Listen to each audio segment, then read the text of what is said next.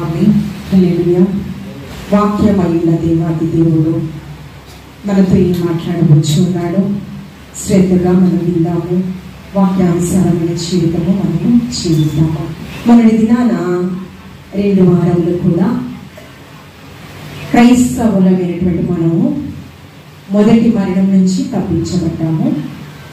రెండవ మరణానికి పాలి భాగస్థులు అవ్వకుండా ఉండాలి అంటే, నిత్య నరకాగ్నిలో మనం చేరకుండా ఉండాలి అంటే ఏ విధంగా వాక్యానుసారమైన జీవితం మనం జీవించాలి అనేది పరలోక రాజ్యాన్ని చూసి వ్రాసినటువంటి ప్రకటన గ్రంథము భక్తుడైనటువంటి యోహాను గారి చేత ప్రకటన గ్రంథము 21వ అధ్యాయము 8వ వచనము ఒక మారి చదువుకుందాము. ప్రకటన గ్రంథము 21వ అధ్యాయము 8వ వచనము. ప్రకటన గ్రంథము 21వ అధ్యాయం 8వ వచనం చదువు.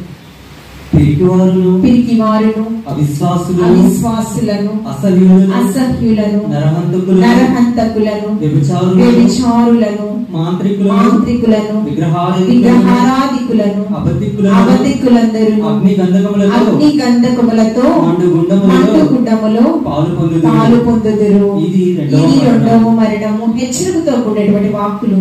ఆల్రెడీ పిరికివారు దేవుని రాజ్యానికి అనర్హులు అని, అవిశ్వాసులు కూడా పరలోక రాజ్యాన్ని స్వతంత్రించుకోలేరు. వాక్యానుసారంగా దేవాది దేవుడు మనతో మాట్లాడడం జరిగింది. మూడవది అసహ్యులను, అసహింపబడే స్థితి. ఏ విధంగా ఎవరు త్రియేక దేవుని చేత అసహింపబడుతూ ఉన్నారు? ఇందాక చదవబడినటువంటి లేఖన భాగంలో ఉత్తర పవిత్ర వాక్య భాగంలో 5వ సంకీర్తన 6వ వచనము.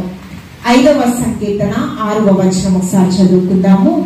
అబద్ధమాడు వారిని నీవు నశింపచేయుదువు, కపటము చూపి నరహత్య జరిగించు వారు యెహోవాకు అసహ్యులు. దేవుని హృదయాన్ని గెలుచుకున్నటువంటి దావీదు గారు వారి యొక్క హృదయపు లోతుల్లో నుంచి, శ్రమానుభవం నుంచి పలుకుచినటువంటి వాక్కులు. ఆయన వారి యొక్క అన్నలు, వారి కుటుంబస్తుల చేతే అతను తృణీకరించబడ్డాడు. క్రూర మృగాలతో అడవిలో ఆయన జీవితం కొనసాగించాడు. అందరూ కూడా విడిచిపెట్టారు. అందుకని గొర్రెల దొడ్డిలో ఉన్న నన్ను సింహాసనాసీనుడు చేసావయ్యా, మరణఛాంచుల నుంచి నన్ను లేవనెత్తావయ్యా, నాకు జీవితం ఇంకా నాకు చావే శరణ్యం అనే స్థితిలో గాఢాంధకారం అంతా కూడా అంధకారంగా కనిపిస్తుంది. నాకు ఎవ్వరూ లేరు, ఆప్తులు అందరి చేత తృణీకరింపబడ్డాను, వ్యసనాక్రాంతుడుగా నేను ఉన్నాను. అందుకని గాఢాంధకారపు లోయలో నేను సంచరించినప్పుడు కూడా ఏ అపాయములకు నేను భయపడకుండా నా దుడ్డు కర్రగా, నా దండముగా నాకు తోడుగా ఉండి నా శత్రువుల ఎదుట నీవు నాకు భోజనం సిద్ధపరిచావయ్యా అని శ్రమానుభవంలో నుంచి పలుకుచినటువంటి వాక్కులు. ఈ కీర్తన గ్రంథంలో ఎవరు అసహ్యులంటే, అబద్ధమాడు వారిని నీవు నశింపచేయుదువు. ఆజ్ఞలలో మోషే ద్వారా మనకి ఇవ్వబడినటువంటి ఆజ్ఞలలో పని పొరుగు వాని మీద అబద్ధ సాక్ష్యము నువ్వు పలుకకూడదు, నీ పొరుగు వానిది దేనిదము నీవు ఆశింపకూడదు. నీ పొరుగు వాని భార్యనైనను మరి దేనినైనా నువ్వు ఆశింపకూడదు. ఆజ్ఞలలో ఒకటేంటి? అబద్ధ సాక్ష్యము నీవు పలుకకూడదు. అలాంటి వ్యక్తులను ఏం చేస్తాడంట? నశింప చేస్తాడంట దేవాది దేవుడు. అంతేకాకుండా నరహత్య జరిగించు వారు యెహోవాకు దయ, ప్రేమ, కృప, కనికరము, ఏమండి ఆత్మ ఫలములో 9 గుణాలు ఉన్నాయి. ఏంటి? ప్రేమ, సంతోషము, సమాధానము, దీర్ఘ శాంతము, దయాళత్వము, మంచితనము, విశ్వాసము, సాత్వికము, ఆశ నిగ్రహమనునవియే. ఈ యొక్క ఆత్మ ఫలముల 9 గుణాలు మనం కలిగి ఉండాలంట. దాంట్లో ఏంటి? ప్రేమ, దయ, దీర్ఘశాంతము, ఇవన్నీ కూడా ఉన్నాయి కదా. దానిలో దయ చూపించాలంట. అలా చూపించకుండా కపటమును చూపించి నరహత్య చేయువారు త్రియేక దేవునికి అసహింపబడేవారంట.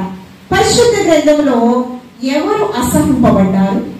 ఎవరు అబద్ధ సాక్ష్యం పలికారు? ఎందుకు అబద్ధ సాక్ష్యం పలకవలసి వచ్చింది? తత్ఫలితంగా పరమ తండ్రి నుంచి దేవుని యొక్క ఉగ్రత ఏ విధంగా విధంగా పొందుకున్నారు అనేది వాక్యానుసారంగా మనం ధ్యానం చేద్దాం. పరిశుద్ధుడా, ప్రేమ నమ్మకము కలిగిన మా కన్న తండ్రి, స్తుతులకు పాత్రుడా, స్తోత్రాకుడా, మా గొప్ప దేవానికి వందనాలు.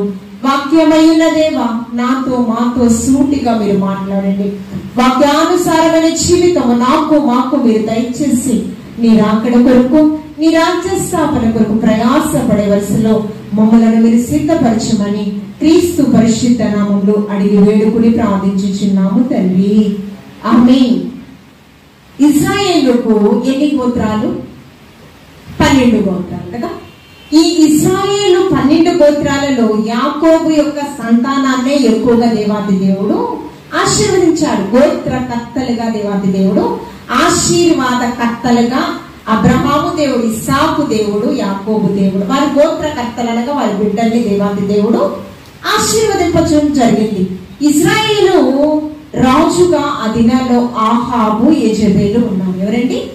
ఇశ్రాయేలు ప్రజలను పరిపాలించేటటువంటి రాజుగా ఆహాబు, యెజెబెలు భార్యాభర్తలు ఉన్నారు. అయితే వీరు షోమ్రోను ప్రాంతంలో నివసిస్తూ ఉన్నారు. ఇక్కడ షోమ్రోను, ఇక్కడ విశాఖ నగరంలో అక్కయ్యపాలెం పట్టణం ఎలాగుందో, షోమ్రోను పట్టణంలో ఒక రాజనగరం అది. అక్కడ ఆహాబు రాజు, యెజెబెలు రాణి నివసిస్తూ ఉన్నారు. అంతేకాకుండా ఇశ్రాయేలును పరిపాలించేటటువంటి రాజు రాణిగా ఒక గొప్ప ఆధిక్యత ఇవ్వడం అనేది జరిగింది. యెజెబెలు బయలు దేవతను ఆరాధించినటువంటి వ్యక్తి.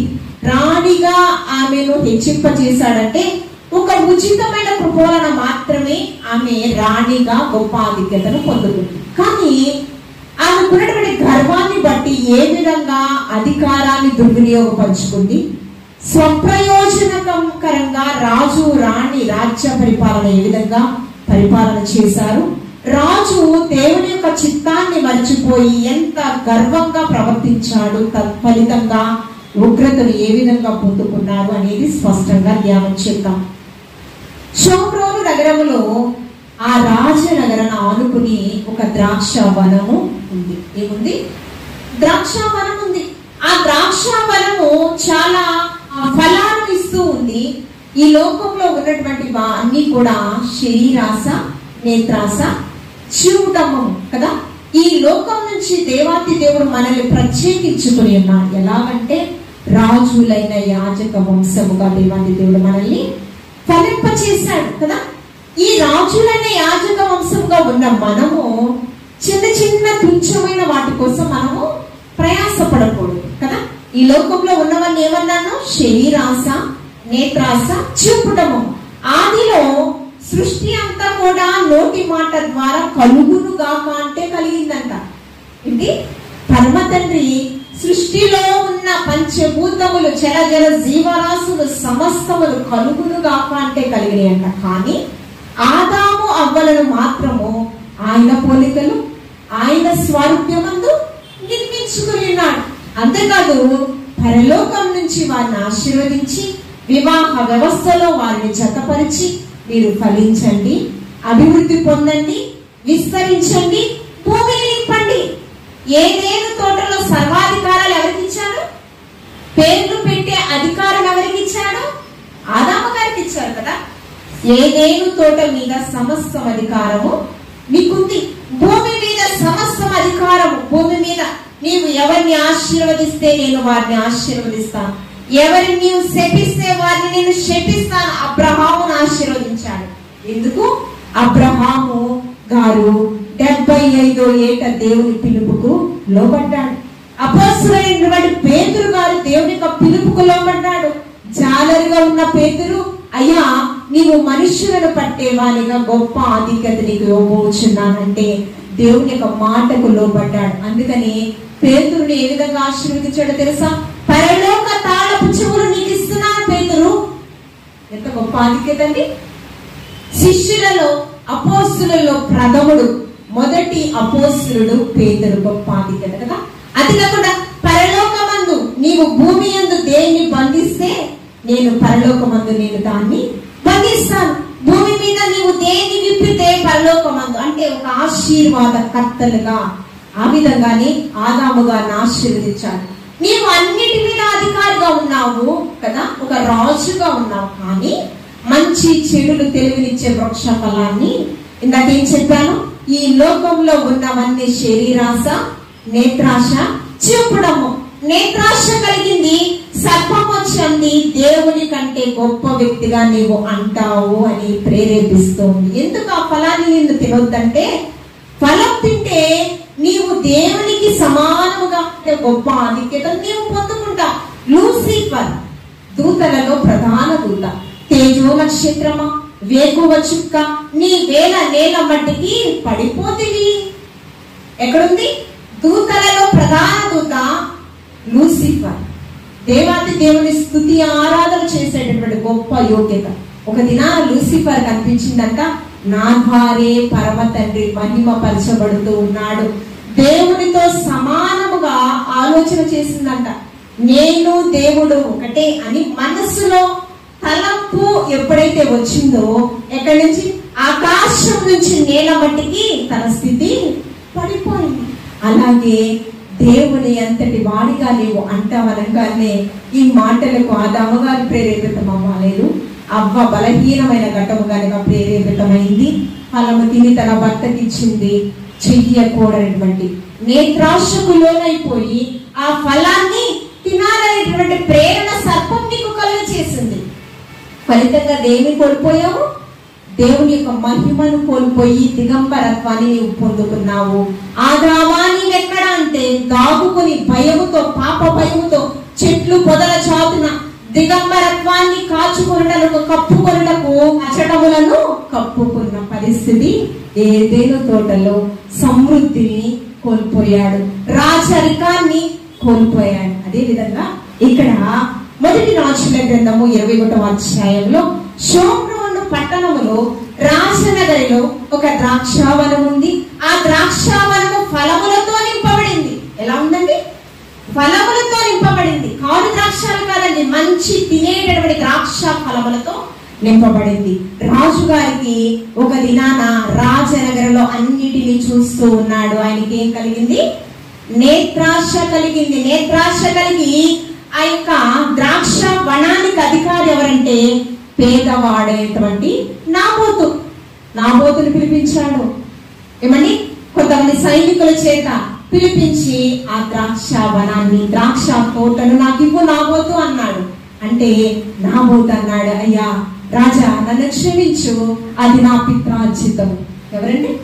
నా పితరుల నుంచి నాకు వచ్చిందయ్యా, నన్ను క్షమించు, నేను అది నీకు ఇవ్వలేను. సూటిగా నిర్మోహమాటంగా నాకున్న అధికారాన్ని, ఆశీర్వాదం అది పరమ తండ్రి నాకు ఇచ్చింది, నా పితరుల నుంచి అది నేను ఇవ్వలేనయ్యా, దయతో నన్ను మన్నించండి. రాజు కోపం వచ్చింది. కోపం వచ్చి రాజు ఆజ్ఞను ధిక్కరిస్తాడా? విచక్షణ జ్ఞానాన్ని మర్చిపోయాడు రాజు. రాజ్యంలో ఉన్న ప్రజలకు కష్టం వచ్చినప్పుడు నేనున్నానే భరోసా రాజు ఇవ్వాలి కదా. శత్రు దేశం నుంచి ఆ రాజ్యం మీదకి ప్రజలు ఎవరైనా యుద్ధానికి వస్తున్నప్పుడు నేనున్నాననే భరోసా ఇవ్వాలి కదా. కానీ పేదవాడైనటువంటి నాబోతు యొక్క ద్రాక్ష వనముపై నేత్రాశ కలిగింది రాజుకి. ఇక్కడ ఏంటి? విచక్షణ జ్ఞానం మరిచిపోయి, మనోనేత్రాలు మూయబడి విచక్షణ జ్ఞానాన్ని మరిచిపోయి అడిగిన వెంటనే అది కాదన్నాడని మనోనేత్రాలు మూయబడి కోపంగా వెళ్ళి ఆలోచన చేస్తూ ఉన్నాడు. ఇక్కడ ఏంటి? అజ్ఞానంతో ఉన్నాడు అతను. విచక్షణ జ్ఞానాన్ని మర్చిపోయి నేను ఏం అడిగాను, ఎవరిని అడిగాను అనేది కూడా మర్చిపోయి కోపంతో మూతి ముడుచుకుని ఉన్నాడంట రాజుగారు. ఇది ఎవరు చూశారు? వారి ప్రియ సతీమణి గారు చూశారు. రాణి గారు, ఎందుకు ఇంత కోపంగా ఉన్నావు? నీవు అంత మూతి ముడుచుకోవడానికి కారణం ఏంటి? చూడండి 4వ వచనం నుంచి చదవమ్మా. నా పిత్రార్జితమును నీకియ్యనని, నా పిత్రార్జితము అందుకు నాబోతు తనతో చెప్పిన దాన్ని బట్టి ఆహాబు మూతి మూడ్చుకునేవాడై కోపముతో తన నగరులకు పోయి మంచం మీద పరుండి ఎవరితోనూ మాట్లాడక భోజనము చేయకయు ఉండెను. అంతటా అతని భార్య అయిన యెజబెలు వచ్చి, నీవు మూతి ముడుచుకునేవాడవై భోజనము చేయక ఉండేమని అతని అతనిని అడుగగా అతడు ఆమెతో ఇట్లా నేను నీ ద్రాక్ష తోటను క్రయమునకు నాకిమ్ము, లేక నీకు అనుకూలమైన ఎడల దానికి మారుగా మరి ఒక ద్రాక్ష తోట నీకు ఇచ్చేదనని ఇశ్రాయేలుడైన నాబోతుతో నేను చెప్పగా అతడు నా ద్రాక్ష తోట నీకియ్యనను. ఏమన్నాడంట? ఎవరిని అడిగారంట? నాబోతు నేను అడిగాను, దానికి బదులుగా వేరొక ద్రాక్ష వనాన్ని నీకు ఇస్తాను, లేకపోతే ధనాన్ని నీకు ఇస్తాను అన్నాడు. కానీ అది నేను ఇవ్వలేను అన్న దానికంట ఇతనికి కోపముగా ఉంది. దానికి కారణం అది అన్న పాదాలు పుచ్చుకుపోవడానికి కారణం ఏంటంటే నాబోతు నా మాటకు విధేయత చూపించలేదు అని. అప్పుడు జ్ఞానం కలిగిన స్త్రీ ఏమైనా మాట్లాడాలి? సామెతల గ్రంథము 14వ అధ్యాయం మొదటి వచనం, చదువు అవసరం లేదు, 14వ అధ్యాయం మొదటి వచనం. జ్ఞానము కలిగిన స్త్రీ కుటుంబాన్ని కట్టును, 3 రాళ్ళు తన చేతులతో తన కుటుంబాన్ని ఊడబెరుకును. ఈమె జ్ఞానవంతురాలైతే ఇదేంటది? పేదవాడైన ద్రాక్ష తోట మనకెందుకు? దానికంటే మంచి ద్రాక్ష వనాన్ని మనము ఏర్పాటు చేద్దాం, మంచి ద్రాక్ష నగరమే మనం పొందాం, ఇలా కదా చెప్పాలి జ్ఞానం కలిగిన స్త్రీ. ఇవేంటి? 3 రాళ్ళు తన చేతులతో తన కుటుంబాన్ని ఊడబెరుకును. అందుకని కడవరి దినాలలో గుణవతి అయిన భార్య దొరుకుట అరుదు, అట్టిది ముత్యము కంటే అమూల్యమైనది. నేటికి ఇప్పటి వరకు కూడా పాస్టర్ గారిని నీ ఆస్తి ఏంటి, నీ అంతస్తు ఏంటి, నువ్వు ఎంత సంపాదిస్తున్నావు, ఇలాంటి మాట నేను ఎప్పుడు కూడా ఉపయోగించే అడగను. కావాలంటే పాస్టర్ గారిని అడగండి. ఎప్పటికీ జ్ఞానము కలిగిన స్త్రీ ఏం ఆలోచన చేయాలో తెలుసా? పరలోక సంబంధమైన ఆశీర్వాదాలు నా భర్త, నా బిడ్డలు, నా కుటుంబము స్వతంత్రించుకోవాలి. ఇది బిడ్డల్ని ఆస్తికర్తలుగా చేయాలంట. ఆస్తికర్తలు అంటే ఏంటి? క్షయమైన మేడ మిద్దెలు ఇవి కాదండి. దేన్ని ఆస్తికర్తలుగా?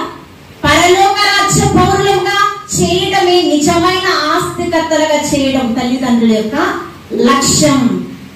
ఆలోచన చేద్దాము. ఇక్కడ అజ్ఞానురాలుగా కనుకని పందె ముక్కెకి పెట్టిన బంగారు కమ్మె వంటిది ఆమె. జ్ఞానిపడే సలోమాను గారు అజ్ఞానంలో ఉన్న స్త్రీ అంట దేనితో పోలుస్తున్నాడు? పంది ముక్కెకు పెట్టిన బంగారు కమ్మె వంటిదంట తన జీవితం. అందుకనే ఈ కడవరి దినాలలో గుణవతి అయిన భార్య దొరుకుట అరుదు, అట్టిది ముత్యము కంటే అమూల్యమైనది. వీరి కొరకు ఇలాంటి స్త్రీలు మన బిడ్డలకు ఏమంటే వివాహాలు జరిగించుటలో మనం ఆలోచన చేసినప్పుడు ఆత్మీయ స్థితిలో అంటే వధువు వరుడు ఇలాంటి వారు కావాలి అని మనం ఉపవాస ప్రార్థనలు చేయాలి. ఈమెం చేస్తుందో తెలుసా? అంతే కదా రాజా, నీకు వచ్చిన ఆలోచన అజ్ఞానురాలు కదా, చాలా స్వల్పమైన కోరికే నీవు కలిగి ఉన్నావు. అయితే 2 పనికి మారిన వ్యక్తులు నా దగ్గరకు పంపించు. ఏమంటుందో తెలుసా రాజుగారికి? 2 పనికి మారిన వ్యక్తులు నా దగ్గరకు పంపించు, అబద్ధ సాక్ష్యము చెప్పేలా నేను వారికి ట్రైనింగ్ ఇస్తాను. ఏం చెప్తుంది? చదవనేటువంటి వాక్యములో ఏముంది? అబద్ధమాడు వారిని నీవు నశింపచేయుదువు. కీర్తనకారుడు ఏమంటూ ఉన్నాడు? అబద్ధమాడు వారిని నీవు నశింప చేస్తావు. చూడండి, 2 పనికి మారిన వ్యక్తులను రప్పించి ఏం చెప్పిందో తెలుసా? రాజుని, ఆహాబు రాజుని దూషించాడు, పరమ తండ్రిని దూషించాడు. ఈ పేదవాడైనటువంటి నాబోతు, మేమే దానికి ప్రత్యక్ష సాక్షులము, ఇలా మీరు చెప్పండి అని రాణి గారు 2 పనికి మారిన వ్యక్తులకు ట్రైనింగ్ ఇచ్చారు. చూడండి పరిశుద్ధ గ్రంథంలో చూడండి 10వ వచనం చదవమ్మా. నీవు దేవుని రాజును దూషించితివని, నీవు దేవుని రాజుని దూషించితివని అతని మీద సాక్ష్యము పలుకుటకు పనికిమాలిన 2 మనుషులను సిద్ధపరచుడి. తీర్పు ఆయన మీదట అతని బయటికి తీసుకుని పోయి రాళ్లతో చావగొట్టుడి. ధర్మశాస్త్రం ఏం చెప్తుందంటే దేవదూషణ, దైవ దూషణ, పరమ తండ్రిని ఎవరైతే దూషించారో, అదేవిధంగా రాజ్య దూషణ, రాజునైతే ఎవరైతే దూషించారో వాళ్ళని రాళ్లతో కొట్టి చంపమని ధర్మశాస్త్రము చెప్తుంది. ఇది పాపం. దేవుని దూషణ దూషించినటువంటి పాపము వారికి వచ్చినటువంటి శిక్ష ఏంటంటే రాళ్లతో కొట్టి ఊరి చివర వారిని బహిష్కరించి వారిని చంపాలి. నీవు రాజుని, దేవాతి దేవుని నీవు దూషించావు. తత్ఫలితంగా శిక్ష ఏమిటంటే రాజనగరంలో వారు పొందుకున్నటువంటి తీర్పు, వారు విధించిన శిక్ష ఏమిటంటే రాళ్లతో కొట్టి పేదవాడైనటువంటి నాబోతుని చంపడం అనేది జరిగింది. చూడండి 11వ వచనం చదువునాను. అప్పుడు పనికిమాలిన ఇద్దరు మనుషులు సమాజంలో ప్రవేశించి అతని ఎదుట కూర్చుండి నాబోతు దేవుని రాజుని దూషించనని జనుల సమక్షంలో నాబోతు మీద సాక్ష్యము పలకగా వారు పట్టణము బయటికి అతన్ని తీసుకొని పోయి రాళ్లతో కొట్టి అబద్ధ సాక్ష్యం చెప్పిన వెంటనే దానికి శిక్షగా ఊరి వెలుపలకు తీసుకుని వెళ్ళి రాళ్లతో కొట్టి మనుషులు పైరూపాన్ని లక్ష్య పెడతారు. ఏమండి?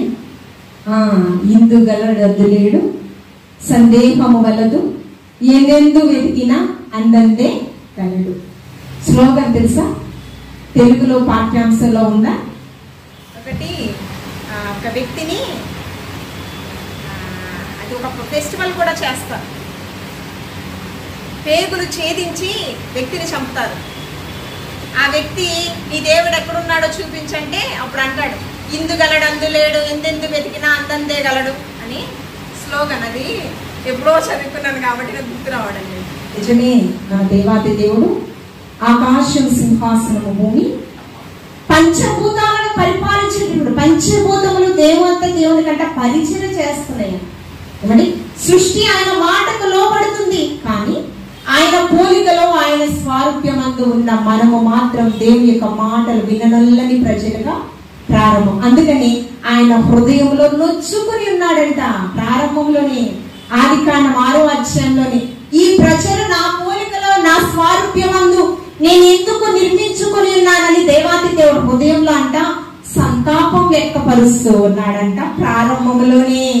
అందుకని యెషయా ప్రవక్త ద్వారా 1వ అధ్యాయం 2-3 వచనంలో ఆకాశమా ఆలకించు, భూమి చెవియొగ్గు, నా బిడ్డను పెంచి పెద్దవానిగా చేశానయ్యా, వీరు నా మాట వినకుండా నా మీద తిరుగుబాటు చేస్తూ ఉన్నారయ్యా. అందుకని కదా సౌలు పౌలుగా మార్చబడుటకు ముందు దమస్కు మార్గంలో సౌలుతో దేవుని స్వరం మాట్లాడుచుంది. ఏంటి? దేవుని రాజ్యాన్ని స్థాపన కొరకు అపోస్తలులు ప్రయాసపడుతుంటే దాన్ని ఆటంకములు అవరోధములు కలుగజేస్తూ శిష్యులను చంపడానికి కూడా ఏమాత్రం వెనుకాడలేదంట సౌలు. అందుకంటూ ఉన్నాడు దేవాతి దేవుడు, సౌలా సౌలా నన్నేలా నీవు హింసించుచున్నావు. దేవుని హింసించడం మనకి సాధ్యమా? కాదండి. దేవుని పోలికలో ఉన్న తన బిడ్డల్ని హింసిస్తే దేవుని హింసించినట్టే. అప్పుడు దేవుని స్వరము హృదయాన్ని తాకినటువంటి సౌలు పాపపు స్థితిని అంతా విడిచిపెట్టి ఏమండి తిమోతితో మాట్లాడతాడు, నేను పూర్వము దూషకుడను, హింసకుడను, శిష్యులను హింసించాను, నరహంతకుడను, అపోస్తులను అని పిలిపించుకునే యోగ్యత నాలో లేదు, కానీ అపోస్తులలో ప్రథముడుగా దేవాది దేవుడు నన్ను ఆ సౌలే పౌలుగా మార్చబడిన తరువాత బ్రతికితే నా యేసయ్య కోసం బ్రతుకుతాను, చావైతే నాకు ఎంతో మేలని 14 సంఘములను 14 పుస్తకములు రచించాడు. ఆ సౌలు పౌలుగా మార్చబడిన తర్వాత ఆయన అంటూ ఉన్నాడు, బ్రతుకుట క్రీస్తే, చావైతే మేలంటూ ఉన్నాడు. ఇక్కడ పేదవాడైనటువంటి నాబోతు మీద అబద్ధ సాక్ష్యం చెప్పించాడు, రాళ్లతో కొట్టి చంపించాడు. ఇందాక చెప్పాను, సృష్టికర్త ఆకాశం నుంచి ఆయన మనోనేత్రాలు తెరిచి ఎవరి నీతిమంతులో ఎవరి అనీతిమంతులో ఎవరి యథార్థవంతులో ఆయన వీక్షిస్తూ ఉన్నాడు. వీక్షిస్తూ ఉన్నప్పుడు ఈ రాజు రాణి యొక్క దుర్మార్గతను కూడా పరమ తండ్రి వీక్షిస్తూ ఉన్నాడు. ఆ దినాలలో ప్రవక్త ఎవరంటే ఏలియా ప్రవక్త. ఏలియా ప్రవక్త ద్వారా పరమ తండ్రి మాట్లాడుచూ ఉన్నాడు. ఏమిటంటే నా కుమారుడైనటువంటి నాబోతుని చావుకుకి ఈ రాజు రాణి కారకులయ్యారు. రాజైతేనేమి రాణైతేనేమి నా కుమారుడు పేదవాడైనటువంటి నాబోతు చావుకి వీరు కారకులయ్యారు. నా ఉగ్రత వారి మీదకి వస్తుంది. చూడండి అప్పుడు యెహోవా 17వ వచనం చదువమ్మా. అప్పుడు యెహోవా వాక్కు తిష్బీయుడైన ఏలీయాకు ప్రత్యక్షమై ఇలాగు సెలవిచ్చెను, నీవు లేచి షోమ్రోనులో ఇశ్రాయేలు రాజైన అహాబును ఎదుర్కొనుటకు బయలుదేరుము. అప్పుడు అతడు నాబోతు యొక్క ద్రాక్ష తోటలో ఉన్నాడు. అతడు దాన్ని స్వాధీనపరచుకొనబోయెను. నీవు అతని చూచి ఇలాగు ప్రకటింపుము, యెహోవా సెలవిచ్చిన దేవనగా దీన్ని స్వాధీనపరచుకొనవలెనని నీవు నాబోతును చంపితివి కదా. యెహోవా సెలవిచ్చిన దేవనగా ఏ స్థలమందు కుక్కలు నాబోతు రక్తమును నాకెదవు చంపి రక్తాన్ని ఎవరు నాకివేసి అంట ఊరి చివర ఏ యొక్క ప్రాంతమందు స్థలమందు కుక్కలు నాబోతు రక్తమును నాకెనో ఆ స్థలమందే కుక్కలు నీ రక్తమును నిజముగా నాకునని అతనితో చెప్పెను. ఎంత భయంకరమైన పరిస్థితి అండి. రాజు రాణి వారి యొక్క మరణాలు ఎలా ఉండాలి అంటే ఒక పట్టాభిషేకంలో ఉండాలి. అలెగ్జాండర్ అతను చనిపోయాడు. చనిపోయే సమయం ఆసన్నమైంది. ఆసన్నమైతే చాలా రాజ్యాల మీద విజయాన్ని పొందినటువంటి వ్యక్తి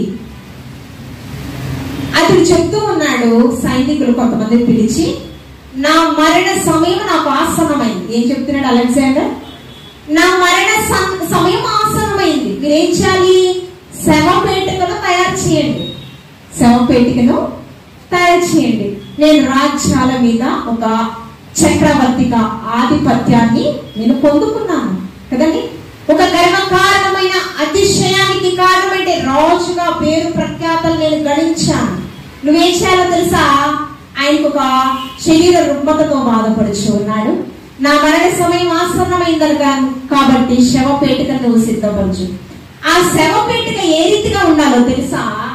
నా తల భాగంలో నా కుడి చేతిని ఎడమ చేతిని పెట్టుటకు బయట, కుడి చేతిని ఎడమ చేతులు రెండు బయట పెట్టుటకు 2 రంధ్రములు శవపేటికలో ఉంచండి అన్నాడు. వారు అంటూ ఉన్నారు, రాజా ఎందుకయ్యా ఇలాగంటే, నేను వచ్చేటప్పుడు ఏం పట్టుకుని రాలేదు, పోయేటప్పుడు కూడా ఏమి పట్టుకుని ఎలా వచ్చాడు? వచ్చేటప్పుడు ఎలా వచ్చాడండి? తల్లి గర్భములో పిండముగా రూపింపబడక మునిపే నేను నిన్ను ప్రతిష్ఠించుకున్నాను. ప్రతిష్ఠితమైన జనాంగమైనటువంటి విశ్వాస పరీక్షలో విజయాన్ని పొందుకున్న యోగు భక్తుడు ఆయన అంటూ ఉన్నాడు, పరలోకంలో అపవాది పరమ తండ్రితో చాలిని విసిరింది. యోగు భక్తుడికి సమస్తాన్ని ఇచ్చావు, నిన్ను వెంబడించకుండా ఏం చేస్తాడంటే, అప్పుడు పరమ తండ్రి అంటున్నాడు, ఊజు దేశంలో నేను నా కుమారుడు భక్తిపరుడు. ఏంటి? ఎక్కడ? గ్రామంలోనా? విశాఖ జిల్లాలోనా? కాదండి, ఒక దేశానికే భక్తిపరుడు నా కుమారుడు యోగు భక్తుడు. ఏ విధమైన పరీక్షలు పెట్టుకో, అయినా పరీక్షల్లో శ్రమలలో నిలుస్తాడు. శోధింపబడిన మీదట శుద్ధ సువర్ణముగా నా కుమారుడు మార్చబడతాడు, నన్ను హత్తుకునే ఉంటాడు అని చెప్పాడు. చెప్పినప్పుడు పరీక్షలు అంటే ఎలా ఉంటాయి చెప్పండి? మనకి ఎన్ని శ్రమలు వచ్చినా తట్టుకోగలం. మనకి అల్లారు బుద్ధిగా నవమాసాలు మోసి కనిపించిన మన బిడ్డలకి హాని కలుగుతుంటే తట్టుకోగలమా? తల్లడిల్లిపోతూ ఉంటుంది. ప్రభువా, ఆ శిక్ష నాకు ఇవ్వచ్చు కదా, ఆ కష్టం నాకు ఇవ్వచ్చు కదయ్యా, బిడ్డలకి దూరం చేయి ప్రభువా, బిడ్డల్ని కాచి కాపాడి సంరక్షించు ప్రభు అని ప్రార్థన చేస్తాం. అలాంటి యోగ భక్తుడికి బిడ్డలని అపవాది తీసుకుంది, ఆస్తి పోయింది, గొర్రెల మేకల మంద పెను తుఫానులో అవి కోల్పోవడము, ఆస్తి లేదు, అంతస్తు లేదు, దాసదాసీలు విడిచిపెట్టి వెళ్ళిపోయారు. ఇంకా యోబు గ్రంథం 2వ అధ్యాయం 11వ వచనంలో కుష్టి వ్యాధిగ్రస్తుడుగా ఉన్నాడంట. కుష్టి వ్యాధిగ్రస్తుడిని ఆ దినాలు ఎక్కడ పెడతారంటే ఊరి చివర, అసహింపబడే స్థితి. అతడు కుష్టి వ్యాధిగ్రస్తుడను బూడిదలో కూర్చుని ఆ దురద తట్టుకోలేక చిరుపెక్కులతో గీల్చుకుంటూ ఉంటే తన భార్య వచ్చి ఉంటుంది. ఏమంటుందో తెలుసా? ఇకనైనా దేవుణ్ణి విడిచిపెట్టకుందువా, దేవుని దూషించి ఈ స్థలం నుంచి వెడలిపో అంటూ ఉంది. ఈ స్థలం నుంచి వెడలిపోయి చనిపో అంటుంది. అప్పుడు అన్ని కోల్పోయిన కుష్టి వ్యాధిగ్రస్తుడుగా ఉన్న అతను, ఇంకా కళ్ళ ముందు చావు కనిపించే అతను ఏమంటున్నాడో తెలుసా? దేవుని ఎదురు నుంచి ఆశీర్వాదాలే పొందుకోవాలా? కీడు అనుభవించడానికి ఏమాత్రము తగని వారమా? ఏమంటున్నాడు? అంతేకాదు, దేవుడిచ్చాడు, దేవుడే తీసుకున్నాడు నా బిడ్డల్ని, దేవుడిచ్చాడు ఆస్తి, దేవుడే తీసుకున్నాడు, యెహోవా నామమునకు స్తుతి కలుగును గాక అంటూ ఉన్నాడు. కుష్టి వ్యాధిగ్రస్తుడు ఈ ప్రాణాత్మ దేహములు దేవుడిచ్చినవి ఆయనే తీసుకున్నాడు. యెహోవా నామమునకు స్తుతి కలుగును గాక అంటూ ఉన్నాడు. ఇక్కడ కూడా నాబోతు యొక్క చావుకి అలెగ్జాండర్ అంటూ ఉన్నాడు, నేను వచ్చేటప్పుడు ఏం తీసుకురాలేదు, పోయేటప్పుడు. అంటే ఒక రాజ్యాధికారానికి ఉన్నటువంటి చక్రవర్తి అలా మాట్లాడాడు. ఇక్కడ అతని మరణం కూడా ఒక పట్టాభిషేకంలా ఉండాలి. మరి ఈ రాజు రాణి మరణాలు ఎలా ఉంటాయంట? ఏ ప్రాంతమందు నాబోతు యొక్క రక్తాన్ని కుక్కలు నాటివేసినాయో అదే ప్రాంతమందు నీ యొక్క శవాలను, నీ యొక్క రక్తాన్ని, నీ భార్య, నీ సంతతి వారి యొక్క రక్తాన్ని కుక్కలు నాటివేసే పరిస్థితి. అంతేకాకుండా చూడండి 23వ వచనం చదవమ్మా. 23వ వచనం. మరియు యెజబెలును గూర్చి యెహోవా సెలవిచ్చినదేమనగా, ఇశ్రాయేలు ప్రాకారమునొద్ద కుక్కలు యెజబెలును ఎవరు తిరివేస్తాయండి? కుక్కలంట యెజబెలును తిరివేయును. అంతేకాకుండా పట్టణమందు అహాబు సంబంధికులను కుక్కలు తిరివేయును, బయట భూమిలో చచ్చువారిని ఆకాశ పక్షులను తిరివేయునని చెప్పగా, తన భార్య అయిన యెజబెలు ప్రేరణ చేత యెహోవా దృష్టికి తనను తాను అమ్ముకొనిన అహాబు వంటి వాడు మరి ఎవడును? ఎవరేంటి? యెజబెలు యొక్క శవాలంట కుక్కలు తిరివేస్తాయంట. అహాబు సంతతి వారి శవాలు కుక్కలు తిరివేస్తాయి.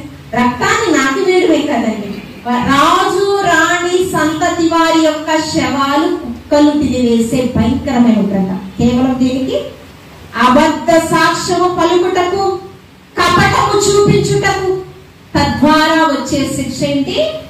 భయంకరమైన. పగవాడికి కూడా ఇటువంటి మరణము రాకూడదు ప్రభువా అనుకుంటామా? భయంకరమైన మరణాలు మనం చూస్తూ ఉన్నప్పుడు పగవాడికి కూడా ఇలాంటి మరణము. అబద్ధానికి జనకుడు ఎవరు? అపవాది. అబద్ధ సంబంధులుగా మన ఈ లోకంలో బ్రతకడానికి ఇది భయంకరమైన పాపము. వీరినంట నరహత్య జరిగించువారు, పేదవాడైనటువంటి నాబోతుని ఏం చేశారు? నరహత్య చేశారు. ఆజ్ఞలలో ఒకటేంటి? అబద్ధ సాక్ష్యము పలుకకూడదు. నేత్రాశతో ద్రాక్ష తోట ఆజ్ఞలో ఒకటేంటి? నీ పొరుగు వాని దేని దగ్గర నీవు ఆశించకూడదు. ఆజ్ఞలో ఒకటి. రెండో ఆజ్ఞ అతిక్రమించాడు. మూడో ఆజ్ఞ ఏంటి? దానికోసము నరహత్య చేశాడు. ఏమి విత్తితే అదే నువ్వు పంట పోస్తావు. ఏం చేయబడ్డారు? దేవుని మహా ఉగ్రత. మనుషుల చేత నువ్వు చంపింపబడ్డం కాదు. నీ మరణాన్ని చూసి అనేక మంది అబద్ధమాడుటకు భయపడిపోవాలి. కపటమైన నాలుకతో ఆలోచన చేసేటట్టు వంచే వారు నిన్ను చూసి భయపడిపోవాలి. ఎంత తీర్పండి, మహా ఉగ్రత. కాబట్టి మనం ఎంత న్యాయముగా సత్య మార్గంలో నడుస్తున్నా ఏమండి, అపవాది జనకులు, ఏమండి, అపవాది సంబంధులు మన మీద అబద్ధ సాక్ష్యములు పలకొచ్చు. ఏమండి, వారి ద్వారా మన హృదయాన్ని చాలా గాయం కలగొచ్చు. ఒక వ్యక్తి వెపంతో నరకడమే నరహత్య కాదండి. హృదయాన్ని బాధ కలిగించేటువంటి మాటలతో వారి యొక్క నాలుక కిందంట విష సర్పం ఉంటాయంట. ఆ మాటలు వింటున్నప్పుడు ఏమంట, ఈ మాటల కంటే చంపడం మంచిది, చచ్చే వరకు నేను మాటలు అంటే హృదయము గాయపరిచేటటువంటి మాటలు మాట్లాడినా దాని నరహత్యతోనే సమానము. వాక్యం ఏం చెప్తుందంటే, వ్యభిచారం అంటే ఒక వ్యక్తితో సాంగత్యం చేయడమే కాదు, ఒక వ్యక్తితో మోహపు చూపు చూడడం కూడా వ్యభిచారమే అని యేసుక్రీస్తు ప్రభువారు స్పష్టంగా తెలియపరుస్తూ ఉన్నారు. అంతేకాకుండా వెపంతో నరికి చంపడమే నరహత్య కాదు, వారి హృదయాన్ని గాయపరచడం కూడా నరహత్యతోనే సమానం.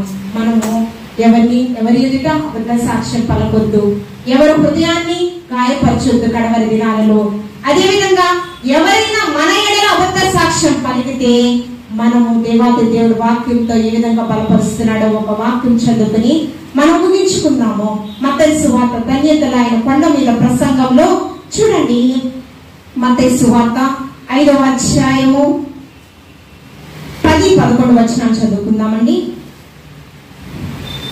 నా నిమిత్తము జనులు మిమ్మల్ని నిందించి హింసించి మీ మీద అబద్ధ సాక్ష్యము చెడ్డ మాటలు పలుకున్నప్పుడు మీరు ధన్యులు, సంతోషించి ఆనందించుడి, పరలోకమందు మీ ఫలము అధికమగును. ఇలాగున వారు మీకు పూర్వమందు ప్రవక్తలను కూడా ఏం చేశారంట? మనుషులు నిందించినప్పుడు, చెడ్డ మాటలు పలుకున్నప్పుడు, అబద్ధ సాక్ష్యం పలుకున్నప్పుడు మీరు ధన్యులు, ఆనందించండి, మీ ఫలము పరలోకమందు అధికమగును. అబద్ధ సాక్ష్యములు చెప్పేటటువంటి వారు మన నుంచి దూరం అగుదురు గాక. ఆమె చెప్పండి. మన హృదయాన్ని గాయపరిచేటటువంటి వారు ఈ తరం నుంచి మన నుంచి దూరం అగుదురు కాక. దేవుని యొక్క హస్తాలకు వారిని అప్పచెప్తాము. దేవాది దేవుని యొక్క నిత్య కాపుదల సదాకాలం మనకి తోడైండును గాక. ఆమేన్. పరిశుద్ధుడా నీకు వందనాలు. నీ వాక్యంతో మమ్మలను బలపరిచిన దేవా, అసహింపబడే స్థితి నుంచి మమ్మలను దూరపరిచి నీవు అంటూ కట్టబడిన జీవితము భూసంబంధమైన పరలోక సంబంధమైన ఆశీర్వాదాలకు యోగ్యులుగా సమయమును సద్వినియోగపరచడం నీ ప్రియులందరినీ ఏర్పాటు చేసుకోమని క్రీస్తు పరిశుద్ధ నామంలో అడిగి వేడుకొని ప్రార్థించుచున్నాము తండ్రి. ఆమేన్. ఒక చిన్న పాట పాడచ్చు. రామ్ అంకుల్ గారు పాట పాడడం నేను చాలా అరుదుగా చూశాను. అంకులే ఒక పాట పాడతారు. మనం కానుకలను స్వీకరిద్దాం.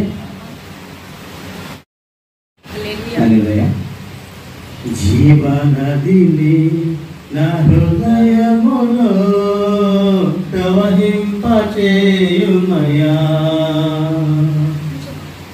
జీవనదిని నా హృదయములో ప్రవహింపచేయుమయా. హల్లెలూయా హల్లెలూయా హల్లెలూయా. శరీర క్రియలనియు నాలో నశింపచేయుమయా, శరీర క్రియలనియు నాలో నశింపచేయుమయా. జీవనదిని నా హృదయములో ప్రవహింపచేయుమయా. బలహీన సమయములో నీ బలము ప్రసాదించుము, బలహీన సమయములో నీ బలము ప్రసాదించుము. జీవనదిని నా హృదయములో ప్రవహింపచేయుమయా. హల్లెలూయా హల్లెలూయా హల్లెలూయా. ఎండిన ఎముకలన్నీయు తిరిగి జీవింపచేయుమయా. హల్లెలూయా యేసయ్యా. ఎండిన ఎముకలన్నీయు తిరిగి జీవింపచేయుమయా. జీవనదిని నా హృదయములో ప్రవహింపచేయుమయా. ఆత్మీయ వరములతో నన్ను అభిషేకం చేయుమయా, ఆత్మీయ వరములతో నన్ను అభిషేకం చేయుమయా. జీవనదిని నా హృదయములో ప్రవహింపచేయుమయా. హల్లెలూయా. పాడి ప్రభుని కనపరిచినటువంటి అంకుల్ గారిని దేవాతి దేవుడి దీవించి ఆశీర్వదింపచేయను. 50 పాలెం పట్టణస్థులందరి కొరకు కూడా మనం ప్రార్థన చేద్దాము. హల్లెలూయా హల్లెలూయా హల్లెలూయా హల్లెలూయా. స్తోత్రమయా స్తోత్రమయా యేసయ్యా నీకు స్తోత్రం, యేసయ్యా నీకు స్తోత్రం, యేసయ్యా నీకు స్తోత్రం, యేసయ్యా నీకు స్తోత్రమయ్యా.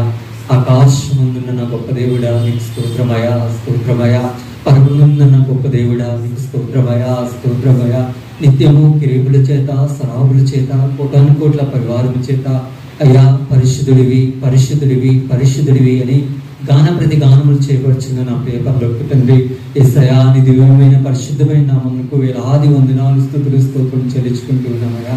ఇటు రీతిగా ప్రభా ఈ పునరుద్ధాన దినమున ఇదిగో ప్రభా కొద్ది మందిగా ప్రభా ఇదిగో మమ్మల్ని చేర్చిదాని ప్రణాళికై వేలాది వందనాలు స్తోత్రం ప్రభా. ఎక్కడిద్దరు ముగ్గురు నామకుడి ప్రభా స్తుతిస్తారో వారి మధ్య ఉంటానని వాగ్దానం చేసిన నా గొప్ప దేవుడా నీకు స్తోత్రంలయా. ఇదిగో ప్రభా మాకు సమీపముగా ఉన్నావు అయ్యా, నువ్వు మాతో ఉన్నావు అని మేము నమ్ముచున్నావయ్యా నీకు స్తోత్రములు ప్రభా. ఏ యోగ్యత లేకపోయినా, ఏ అర్హత లేకపోయినా, ఏ ఎన్నిక లేకపోయినా ప్రభా, ఏ మంచి లేకపోయినా ఇదిగో ప్రభా ఏ పరిశుద్ధత లేదే మాలో, కానీ ప్రభా నువ్వు మమ్మల్ని ప్రేమించుకున్నావు కదా.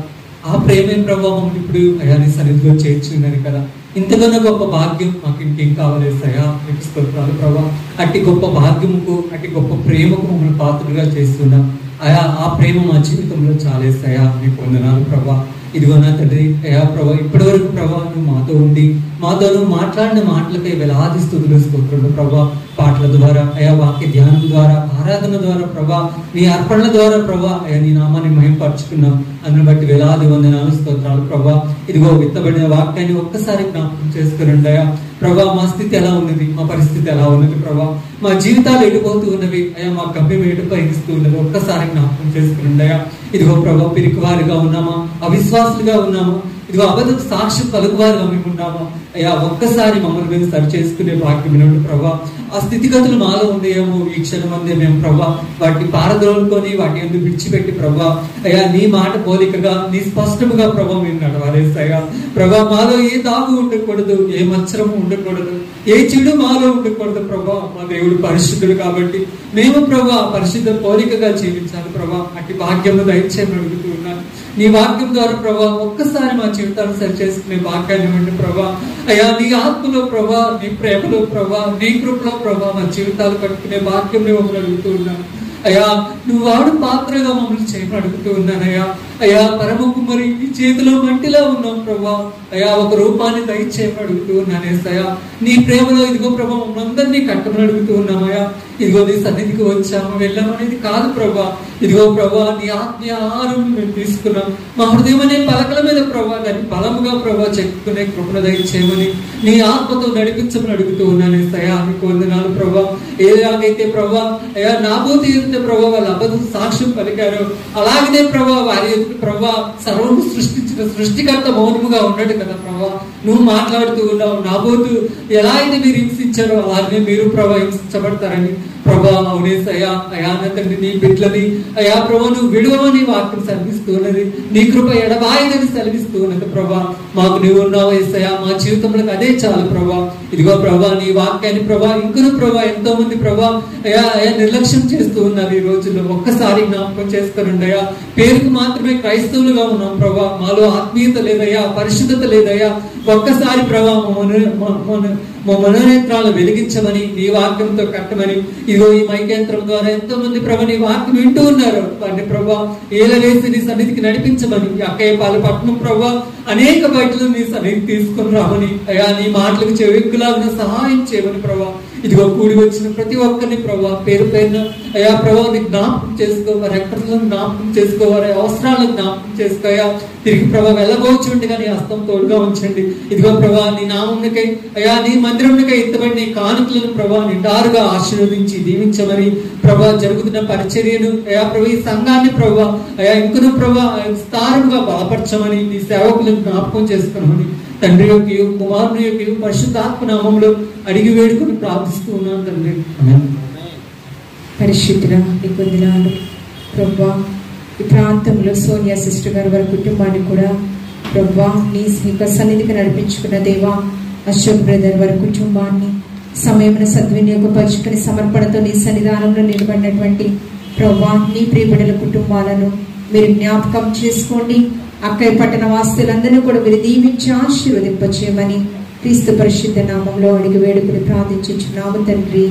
ఆమేన్. పరలోకమందున్న మా తండ్రి నీ నామం పరిశుద్ధపరచుకొను గాక, నీ రాజ్యం మాకు వచ్చును గాక, నీ చిత్తం పరలోకమందు నెరవేర్చినట్లు భూమి యందును నెరవేరును గాక. మాకు కావలసిన ఆహారం నేడు మాకు దయచేయము, మా రుణస్తును మేము క్షమించిన ప్రకారం మా రుణములను క్షమించము, మమ్మల్ని శోధనకి కీడి నుంచి తప్పించము, ఎందుకంటే రాజ్యము బలము మహిమ నిరంతరం నీవైనావు తండ్రి. ఆమేన్. తండ్రి, కుమార, పరిశుద్ధాత్మ త్రియేక దేవుని మెండు దీవెనలు ఇప్పుడు ఎల్లప్పుడూ సదాకాలము సమర్పణతో నీ సన్నిధానంలో నిలబడినటువంటి వారికి, వారి వారి కుటుంబాలకి, అక్కయ్యపాలెం పట్టణస్థుల్లో ఉన్న ప్రతి ఒక్కరికి, వారి వారి కుటుంబాలకు, సకల పరిశుద్ధులకు సదాకాలం నిలిచి తోడైండును కాక. ఆమేన్. యేసు రక్తమే జయం, శిలువ రక్తమే జయం. ప్రభు యేసు నామములో సంపూర్ణమైన క్షేమము, నెమ్మది, సమాధానము ఇక్కడున్న ప్రతి ఒక్కరికి, అక్కయ్యపాలెం పట్టణస్థులందరికీ సదాకాలం నిలిచి తోడైండును కాక. ఆమేన్. పంపుము దేవా దీవెనలతో, పంపుము దేవా, పంపుము దయా శుద్ధి పతిత పవననం, వీంపుగా నీ సేవ ప్రియముగలో నరింప, పంపుము దేవా దీవెనలతో, పంపుము దేవా. ఆమేన్. దేవాతి దేవుడు మిమ్మల్ని మీ కుటుంబాన్ని బహుగా దీవించి ఆశీర్వదించును. ఆమేన్.